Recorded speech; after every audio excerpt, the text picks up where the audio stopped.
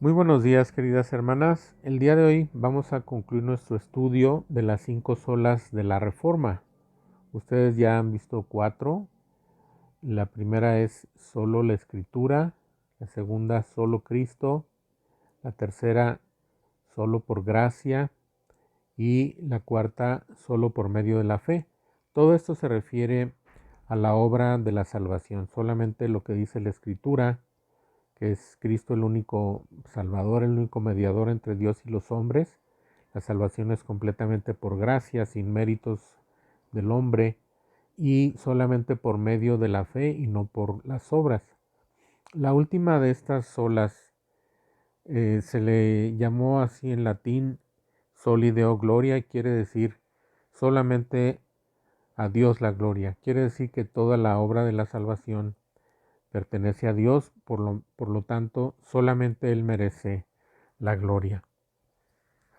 Hay que decir que las 4 primeras olas están íntimamente relacionadas y conducen naturalmente a la quinta, que solamente Dios merece la gloria en la obra de la salvación. Eso por una parte. Y por otra es que las olas están tan estrechamente relacionadas que a veces en un pasaje encontramos referencia a 2 de ellas o a 3 de ellas en algunos pasajes. De manera que podemos decir que solamente Dios merece la gloria en relación a la primera sola porque Él por medio de hombres inspirados por el Espíritu Santo es el que nos dio las sagradas escrituras que dirigiéndonos al punto 2, esas escrituras son las que dan testimonio de Jesucristo y de su obra salvadora en la cruz. Que esto no es por ningún mérito humano, sino es solamente por la gracia de Dios. Y que Dios no exige del pecador que se acerca a Él obras de justicia para recibirle, solamente que ejerza fe en Jesucristo, quien Dios ha proveído precisamente ese Salvador, así como fue prefigurado desde la prueba que Dios puso sobre Abraham para que ofreciera a Isaac en sacrificio. Dice, Dios se proveerá de cordero para el sacrificio. Y efectivamente nuestro Señor Jesucristo es el Cordero de Dios, provisto por Dios mismo para pagar por nuestros pecados. Antes de considerar esta quinta sola, solo a Dios la gloria, quisiera hacer una breve revisión de los pasajes en los que se basan las solas anteriores. Y vamos a encontrar que es difícil que un pasaje se refiera a una sola de ellas. Generalmente se refieren a varias. Por ejemplo, Romanos capítulo 1, de los versículos 1 al 4 dice, Pablo, siervo de Jesucristo, llamado a ser apóstol, apartado para el Evangelio de Dios, que él había prometido antes por sus profetas en las Santas Escrituras, acerca de su Hijo nuestro Señor Jesucristo, que era del linaje de David según la carne, que fue declarado Hijo de Dios con poder, según el Espíritu de Santidad por la resurrección de entre los muertos. Aquí vemos que se refiere a las Santas Escrituras, en las cuales se había prometido un Salvador. Primera de Corintios capítulo 15, versículos 3 y 4 dice, porque primeramente os he enseñado lo que asimismo recibí, que Cristo murió por nuestros pecados conforme a las Escrituras, y que fue sepultado y que resucitó al tercer día conforme a las Escrituras. Se refiere a Cristo y cómo fue su obra y que esto fue conforme a las Escrituras.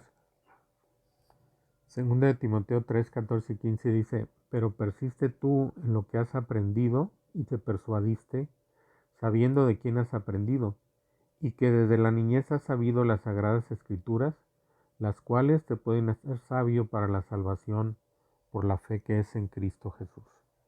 Menciona entonces las escrituras y también al Salvador, Cristo Jesús, del cual viene la salvación, y también menciona que es por medio de la fe en Él. Hechos 4, 11 y 12 dice que este Jesús es la piedra reprobada por vosotros los edificadores, la cual ha venido a ser cabeza del ángulo, y en ningún otro hay salvación, porque no hay otro nombre bajo el cielo dado a los hombres en que podamos ser salvos. Primera de Timoteo capítulo 2, en versículo 3 en adelante dice, porque esto es bueno y agradable delante de Dios nuestro Salvador, el cual quiere que todos los hombres sean salvos y vengan al conocimiento de la verdad, porque hay un solo Dios y un solo mediador entre Dios y los hombres, Jesucristo hombre. Estos dos pasajes hablan que la salvación solamente es por medio de Cristo. Romanos 3 del 21 al 24 dice así, pero ahora aparte de la ley se ha manifestado la justicia de Dios, testificada por la ley y por los profetas, la justicia de Dios por medio de la fe en Jesucristo para todos los que creen en Él, porque no hay diferencia, por cuanto todos pecaron y están destituidos de la gloria de Dios, siendo justificados gratuitamente por su gracia, mediante la redención que es en Cristo Jesús. Fíjense aquí como menciona las escrituras, en la ley y los profetas, la justicia de Dios por medio de la fe. Luego menciona a Cristo como el Redentor, en el versículo 24, y también menciona la gracia, justificados gratuitamente por su gracia. Y en el 28 dice, concluimos pues que el hombre es justificado por la fe sin las obras de la ley. Y esto es directamente contra lo cual se dirigió esa sola, ¿verdad? Sola fe, precisamente contra las obras que proponía la Iglesia Católica, o propone.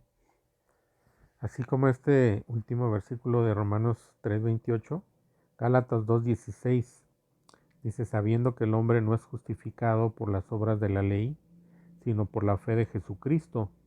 Nosotros también hemos creído en Jesucristo para ser justificados por la fe de Cristo y no por las obras de la ley, por cuanto por las obras de la ley nadie será justificado. Igualmente Efesios capítulo 2 del versículo 4 al 9 dice, pero Dios, que es rico en misericordia, por su gran amor con que nos amó, aun estando nosotros muertos en pecados, nos dio vida juntamente con Cristo. Por gracia sois salvos. Y juntamente con Él nos resucitó y asimismo nos hizo sentar en los lugares celestiales con Cristo Jesús, para mostrar en los siglos venideros las abundantes riquezas de su gracia en su bondad para con nosotros en Cristo Jesús. Porque por gracia sois salvos por medio de la fe, y esto no de vosotros, pues es don de Dios, no por obras para que nadie se gloríe. Se relacionan aquí la gracia, la fe, a nuestro Señor Jesucristo como Salvador y contrastándolo también con las obras como medio de salvación. Continuando, hermanos, entonces vamos a ver esta quinta sola, soli Deo gloria, solo a Dios la gloria. Y yo he señalado 4 puntos o 4 razones por los cuales en la obra de la salvación solamente Dios merece toda la gloria. El primer punto es los consejos de Dios. El número 2 es la fidelidad de Dios. El tercero es el amor de Dios. Y el cuarto, su sabiduría y su poder. Este primer punto, los consejos de Dios. ¿Qué es un consejo de Dios? Es algo que Él ha determinado desde la eternidad, que se ha propuesto desde la eternidad y que Él, sin ningún género de dudas, cumplirá. Y la obra de la salvación fue uno de esos consejos. Y quiero citar y analizar muy brevemente 2 pasajes del libro de los Hechos. Uno está en el capítulo 2, de los versículos 22 al 23. Dice así, varones israelitas, oíd estas palabras. Jesús Nazareno, varón aprobado por Dios entre vosotros, con las maravillas, prodigios y señales que Dios hizo entre vosotros por medio de él, como vosotros mismos sabéis. A este, entregado por el determinado consejo y anticipado conocimiento de Dios, prendisteis y matasteis por manos de inicuos, crucificándole, al cual Dios levantó, suelto los dolores de la muerte, por cuanto era imposible que fuese retenido por ella. Se dirige a los israelitas, pero en realidad es a todos nosotros los que somos beneficiarios de esta salvación. Dios usó a hombres inicuos como a Judas, que entregó a nuestro Señor Jesucristo, a los líderes religiosos que tenían esa religiosidad externa y esa impiedad práctica, y el mismo odio de Satanás para cumplir sus propósitos. Dice que Jesucristo fue entregado por el determinado consejo y anticipado conocimiento de Dios. Dios usó todo lo que estaba rodeando en cuanto a personas, en cuanto a condiciones políticas, religiosas, geográficas, del imperio que existía en ese tiempo, el imperio romano, la cultura griega, todo absolutamente lo usó para cumplir los fines que él se había propuesto, que él había determinado. La salvación fue un consejo de Dios, una determinación de Dios. El otro pasaje está en el capítulo 13, versículos 27 al 30, dice así: porque los habitantes de Jerusalén y sus gobernantes, no conociendo a Jesús ni las palabras de los profetas que se leen todos los días de reposo, las cumplieron al condenarle, y sin hallar en él causa digna de muerte, pidieron a Pilato que se le matase. Y habiendo cumplido todas las cosas que de él estaban escritas, quitándole del madero, lo pusieron en el sepulcro, mas Dios le levantó de los muertos. Fíjense cómo aquí menciona que los habitantes de Jerusalén no conocían las escrituras de los profetas, no entendían, no penetraban en su sentido verdadero, porque eran escribas, eran fariseos que escudriñaban las escrituras minuciosamente, pero no conocían los consejos del Señor, los propósitos de Dios, y dice que ellos cumplieron todas las profecías al condenarle. Y dice que habiendo cumplido todas las cosas que de él estaban escritas, lo mataron y lo sepultaron. Pero Dios usó todo eso para nuestra salvación. Bendito sea el nombre de Dios, bendito sea su nombre. En Hechos capítulo 4, los discípulos que estaban siendo perseguidos oraron a Dios a partir del versículo 24 diciendo: soberano Señor, tú eres el Dios que hiciste el cielo y la tierra, el mar y todo lo que en ellos hay, que por boca de David tu siervo dijiste: ¿por qué se amotinan las gentes y los pueblos piensan cosas vanas? Se reunieron los reyes de la tierra y los príncipes se juntaron en uno contra el Señor y contra su Cristo, porque verdaderamente se unieron en esta ciudad contra tu santo Hijo Jesús, a quien ungiste, Herodes y Poncio Pilato, con los gentiles y el pueblo de Israel, para hacer cuanto tu mano y tu consejo habían antes determinado que sucediera. Este pasaje está en la misma línea que los dos anteriores y no necesita más comentario, pero vemos que todos los detalles de la muerte y de la resurrección de nuestro Señor Jesús habían sido previstos por Dios, eran parte de sus consejos, de su presciencia, de su omnisciencia, de su sabiduría infinita. Dios merece toda la gloria porque Él puede controlar todas las cosas y no hay nada que se pueda resistir. Como dijo Isaías en el capítulo 40, las naciones son como el menudo polvo en las balanzas para nuestro Dios omnipotente. El segundo punto, la segunda razón por la que Dios merece toda la gloria en la obra de la salvación es por su fidelidad. Quiero comparar para ver este punto una parte del capítulo 24 y del capítulo 25 del profeta Isaías, comparándolo con ese pasaje de Romanos de los capítulos 9 al 11, donde Dios le revela a Pablo su plan, donde está contemplado tanto la salvación de los gentiles como de su pueblo Israel. En Isaías 25:1 hay una alabanza de Isaías a Dios que dice: Jehová, tú eres mi Dios, te exaltaré, alabaré tu nombre, porque has hecho maravillas, tus consejos antiguos son verdad y firmeza.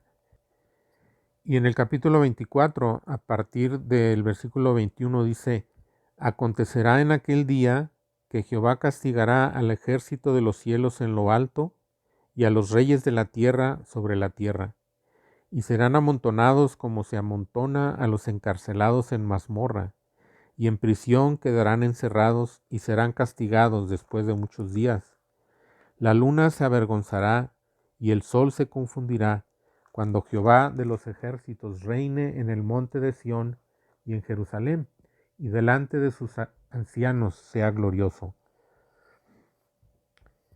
Esto se refiere a la segunda venida de nuestro Señor Jesucristo para librar a su pueblo Israel. Y la alabanza de Isaías tiene mucho que ver con que él ha estado denunciando la infidelidad de Israel, pero Dios no faltará sus promesas para su pueblo. Dice más adelante en el capítulo 25, porque fuiste fortaleza al pobre, fortaleza al menesteroso en su aflicción, refugio contra el turbión, sombra contra el calor, porque el ímpetu de los violentos es como turbión contra el muro. Y relata la obra, por una parte, de salvar a su pueblo Israel y por otra parte destruir a sus enemigos que le rodean. Y da una sola razón por qué Dios hará esto. Al final del versículo 8, Isaías 25:8, al final dice: porque Jehová lo ha dicho. Dios no faltará a ninguna de sus promesas. Él es el Dios de Abraham, de Isaac y de Jacob, y cumplirá todas sus promesas que hizo a los padres de la nación de Israel. Y esto tiene un paralelo ahí en esos capítulos 9 al 11 de Romanos, donde primeramente se habla de la elección de Israel y cómo ellos fueron receptores de la ley, de las promesas, pero no tuvieron fe.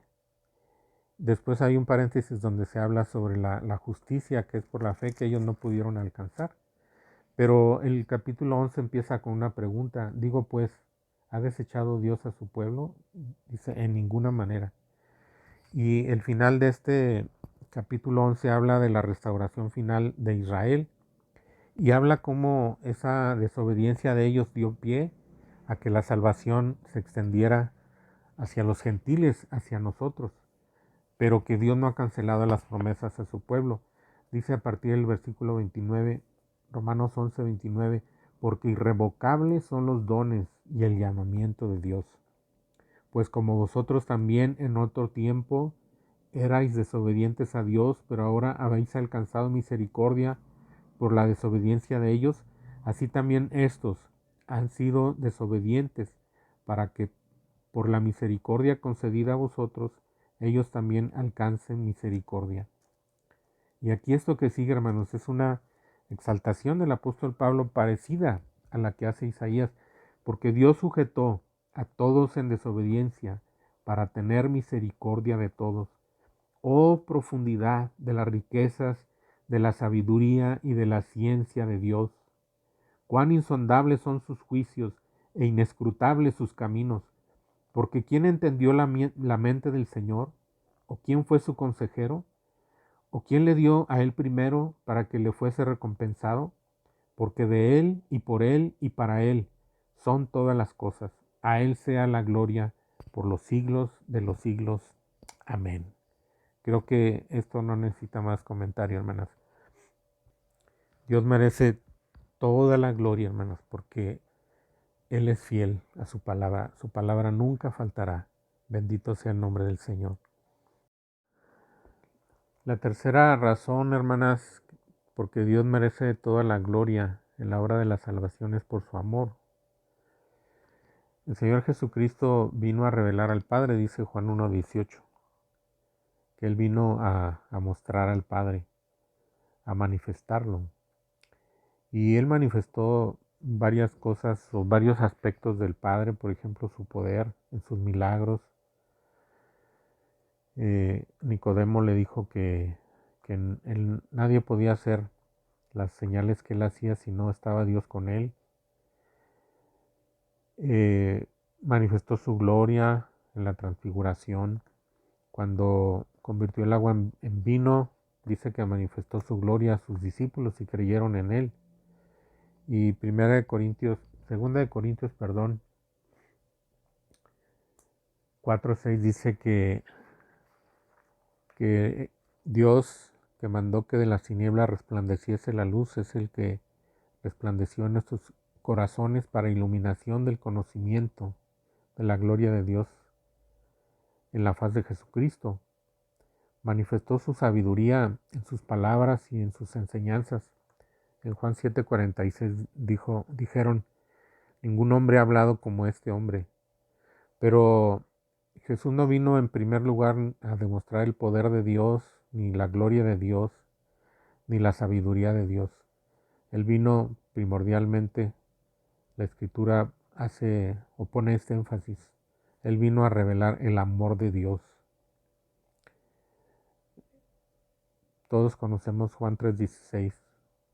De tal manera amó Dios al mundo que ha dado a su Hijo.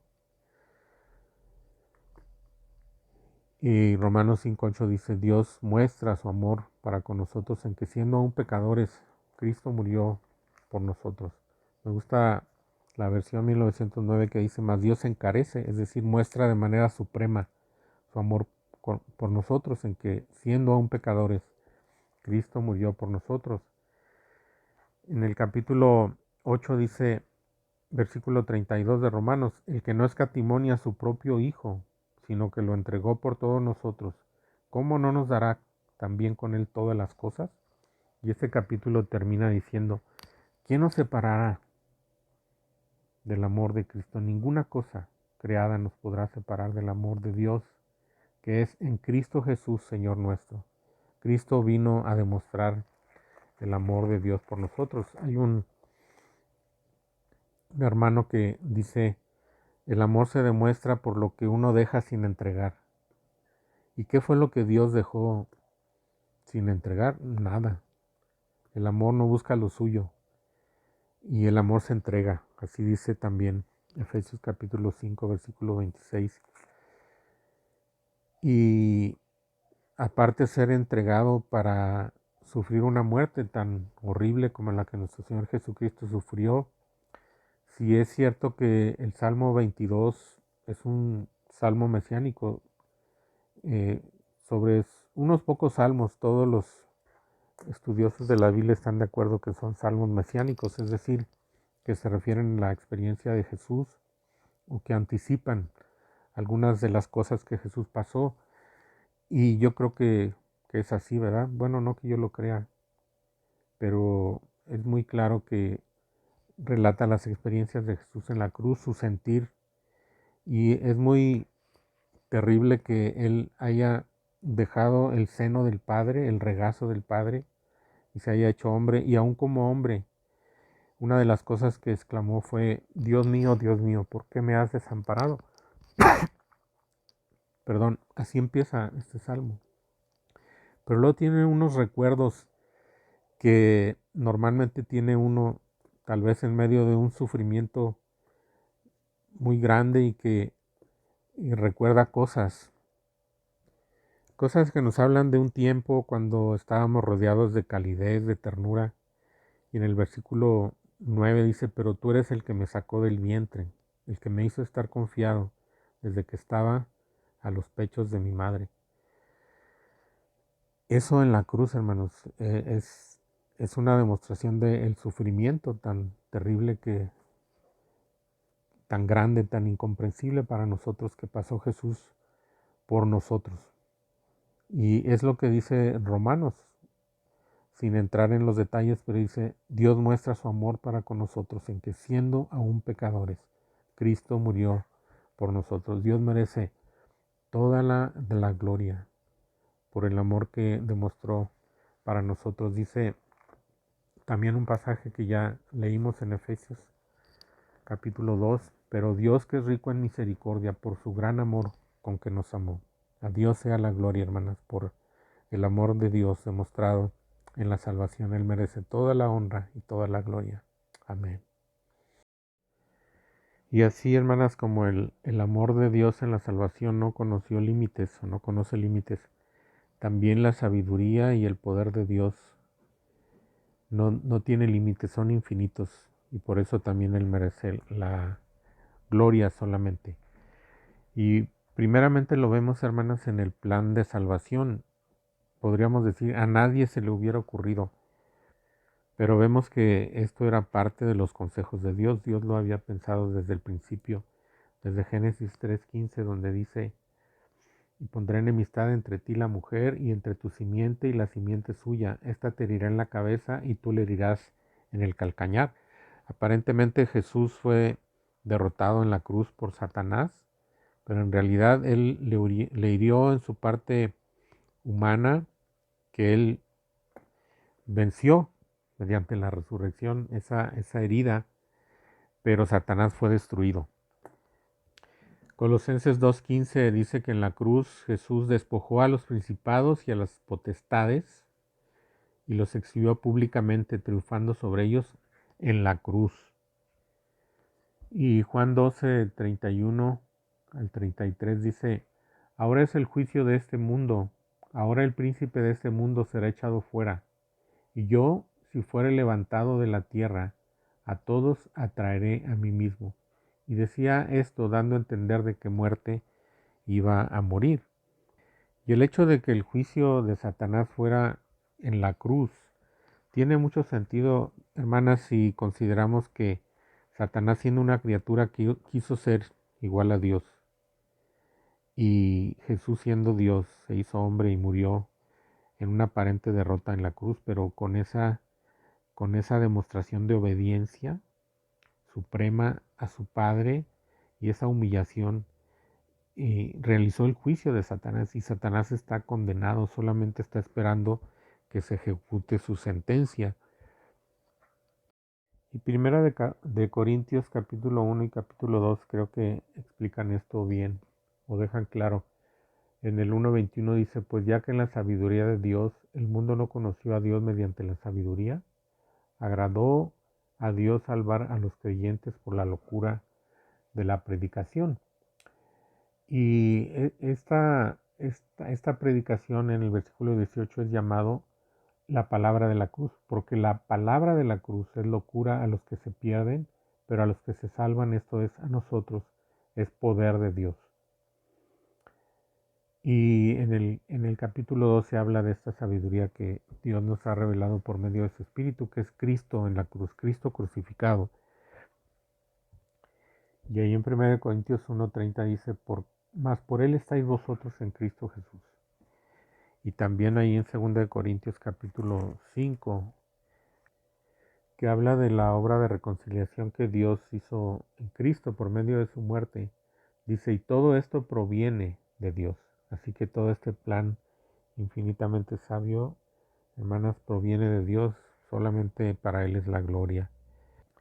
La sabiduría revelada en la salvación que Dios ha realizado por medio de Cristo se evidencia también en cómo se extiende a todas las áreas que el pecado dañó y aún más allá, porque abarca la cancelación del pecado, del pasado, el perdón, la justificación, la reconciliación, también la santificación, el perfeccionamiento nuestro, el ser usados como instrumentos por Dios en su propia obra de salvación, y finalmente en la resurrección del cuerpo, en la glorificación. No hay tiempo para hablar de eso en detalle, pero así es, hermanas. Y también la obra de Cristo en la salvación tiene un lado que resulta en salvación para los que creen, pero para todos los rebeldes resulta en juicio.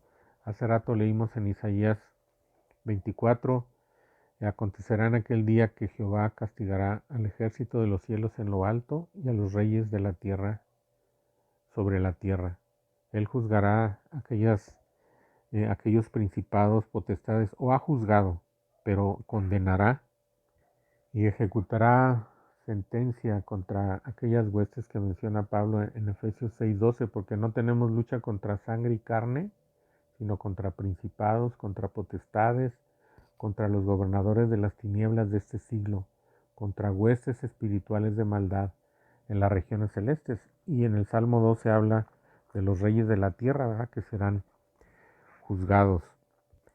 Antes de algunas aplicaciones prácticas, hermanas, podríamos terminar esta parte de que Dios solo es el que merece la gloria, repitiendo lo que dijo Pablo en Romanos 11:32 al 36, porque Dios sujetó a todos en desobediencia para tener misericordia de todos.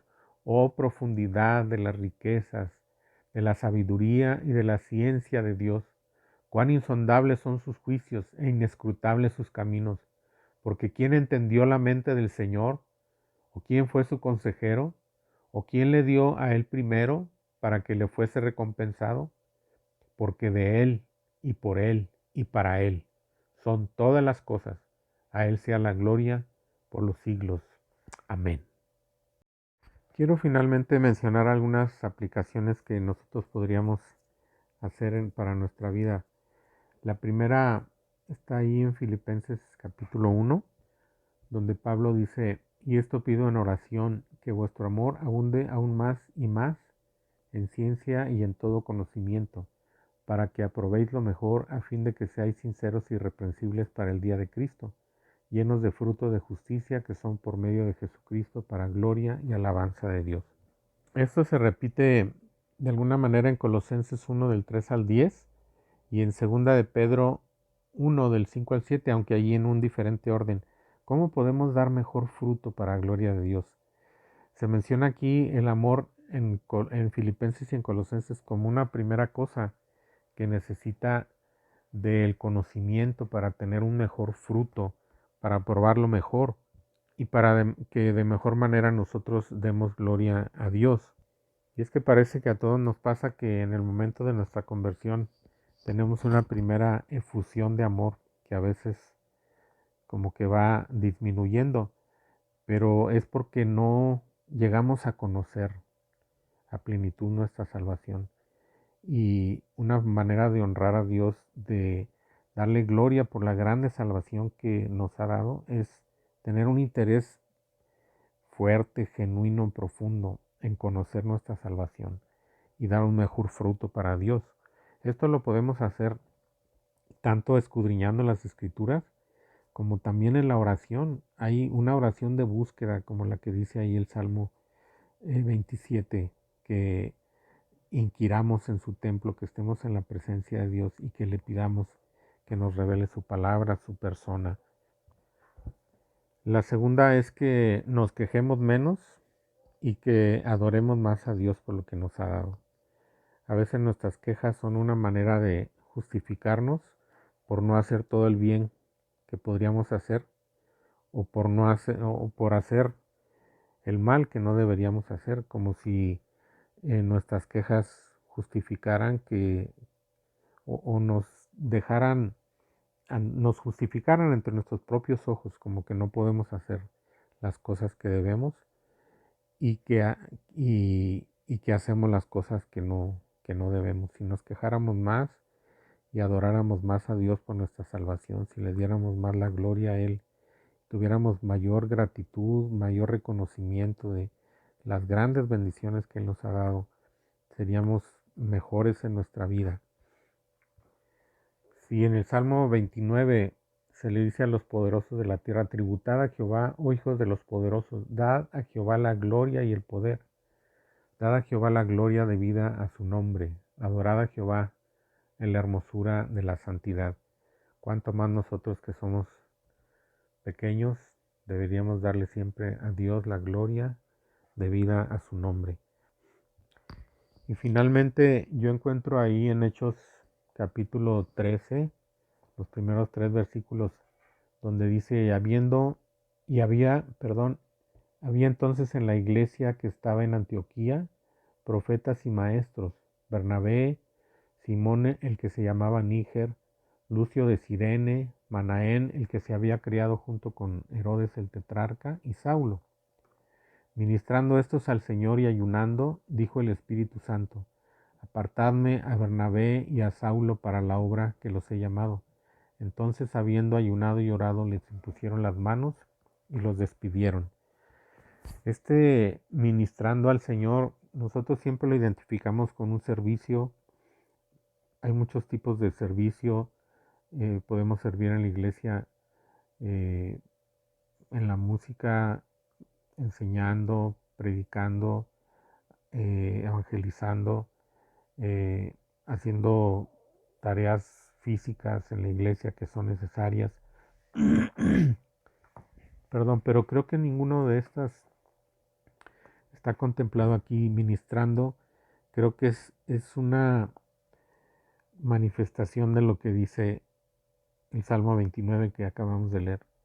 Dad a Dios la gloria debida a su nombre. Tendríamos que, esto a lo que nos lleva esta última sola: a Dios sea la gloria, solo Dios merece la gloria, que algo que deberíamos practicar más continuamente. Es importante una oración de petición, de ruego, de súplica, de intercesión, pero deberíamos tener más una oración en que solamente adoremos a Dios, o principalmente adoremos a Dios, que demos a Dios la gloria debida a su nombre. Y esto es ministrar al Señor, darle a Él lo que Él merece. Él no necesita nuestra adoración, pero yo estoy seguro que ministrar al Señor, Él se agrada y entonces responde de maneras sorprendentes. Aquí se inició la obra misionera, se inició la expansión del Evangelio hacia los gentiles. El centro del Evangelio cambió de Jerusalén a Antioquía y el mundo fue inundado por el Evangelio. Cuando estos maestros, estos profetas estaban ministrando al Señor.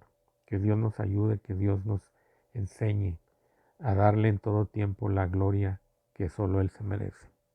Dios les bendiga, hermanas.